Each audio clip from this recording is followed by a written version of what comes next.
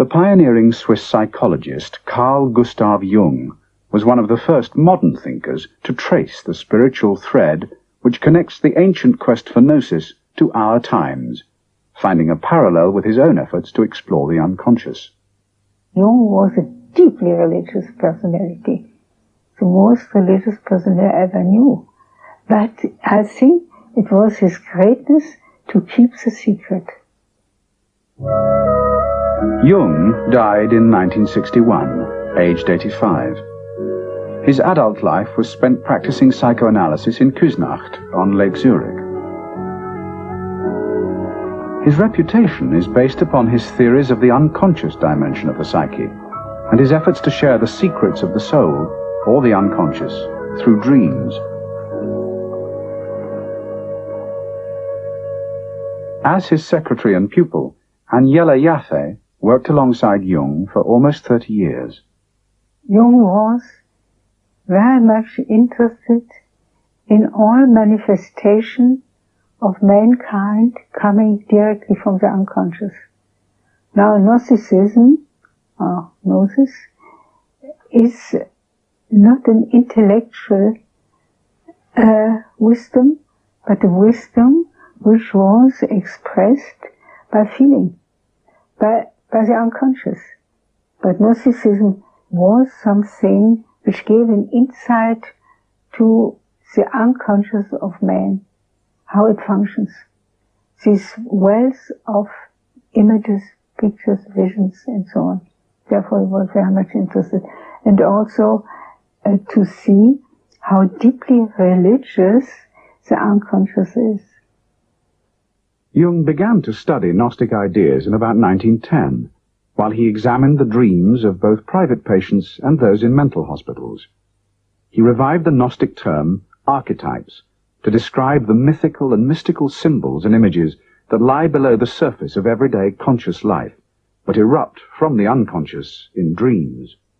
That surely led me on to a profound study of the archetypes. I got more and more respectful of archetypes. And the next question I asked myself was, now where in the world has anybody been busy with that problem?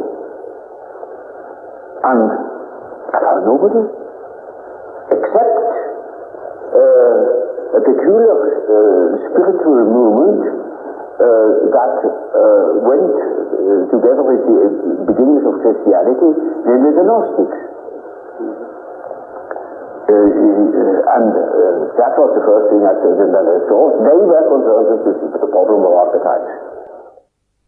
Jung was a Renaissance man of the 20th century, with a genius for exploring and embracing the most varied fields of religion and philosophy. At one time, he painted Tibetan prayer wheels, or mandalas, expressing one powerful human archetype. It just came to him. That was also such an archetype, you see. And he wrote in his handwriting, this is the first mandala I constructed in the year of 1916, wholly unconscious of what it meant. C.G. Jung. It's a symbol of totality. It is a circle. It has, to my feeling, of course it has to do with the stars, because the sun makes enormous circles of mandala. If you knew his hands, his big man hands, and this very small little painting, you see, that's something moving. Jung absorbed the Gnostics' theological myths and symbols, and even wrote a short essay in Gnostic style, The 7 Sermons to the Dead. Despite an immense gulf of time, he regarded the Gnostics as his predecessors in the search for spiritual awareness. They have lived in the 1st, 2nd, and 3rd century, and what was in between? Nothing. And now, today, we certainly fall into that hole and are confronted by the problems of the collective unconscious, which were then the same in 2,000 years ago, and we are not prepared to meet that problem. Jung called the Gnostic texts he studied well-nigh inexhaustible sources of knowledge for the psychologist. He connected them with the dreams and visions, the gods and godlessness of his own patients. His colleague, Professor C.A. Meyer, sees the modern search for spiritual knowledge, which is not satisfied by faith alone, becoming more important than ever. Nowadays, the need for knowledge is ever so much more important than it used to be while we still were believers, because the majority of people nowadays are no longer believers. They cannot be told the old story time and again. They want something, they want to know something and to understand it, and therefore they must be referred to their own experience, which is the unconscious, and that's why we, for instance, ask for people's dreams.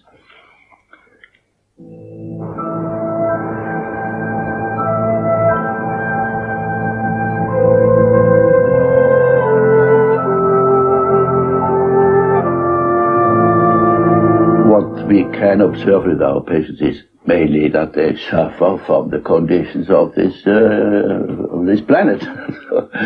And that is what the Gnostics were concerned with as well. His thesis was that Gnosticism is not philosophy or speculation or heresy, but that it is simply an experience of the soul. And curiously enough, the Jung Codex, which shows you the experience of the Gnostic, of life as a nightmare in this world, until you hear the voice somewhere coming from somewhere of Gnosis, that is a complete confirmation of his thesis that Gnosis is based on an inner experience. Codex 1 from Nag Hammadi was named the Jung Codex for the first modern scholar who took Gnostic works seriously. He is quoted as having said, "I have worked all my life to know the psyche, and these people knew already."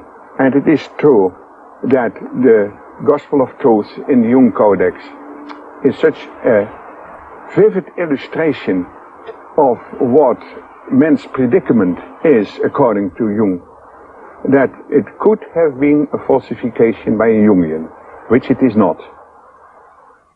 For Jung, religious experience was the center of all human experience.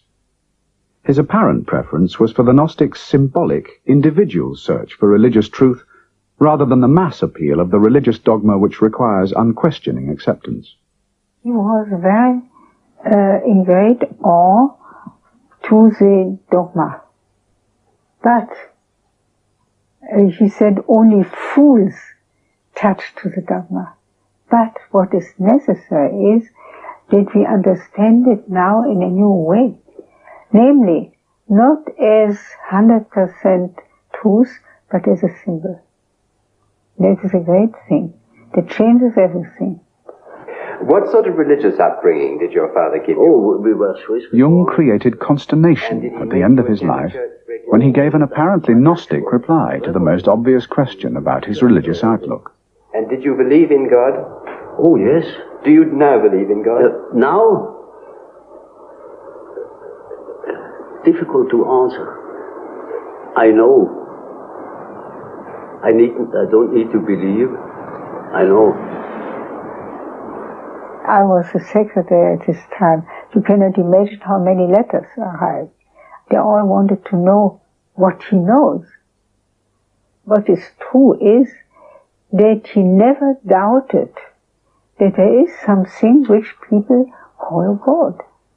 He never doubted. We can believe what you like, but to know that's something different. That's the famous phrase of his, I don't believe, I know. But already in 1915 he had made a sort of concept of the world which used Gnostic symbols. He was one of the few people in the Western world who was familiar with Gnostic lore and who saw that they were important for our civilization.